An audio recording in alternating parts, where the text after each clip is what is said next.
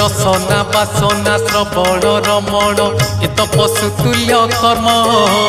मनीष जीवन पाइछु जदि तू करि जा किछि पुण्य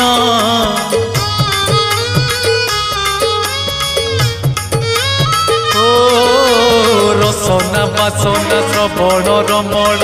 ए तो पशुतुल्य कर्म मनीष जीवन पाइछु जदि तू करि जा किछि पुण्य एई माटी देह बौला गाई जोठू आसीछि जीव पळेई एई माटी देह बौला गाई जोठू आसीछि जीव पळेई तो साथी रे जीवेनी केही ठीक जीवन तो सेई जिए प्रभु नाम धरे नाही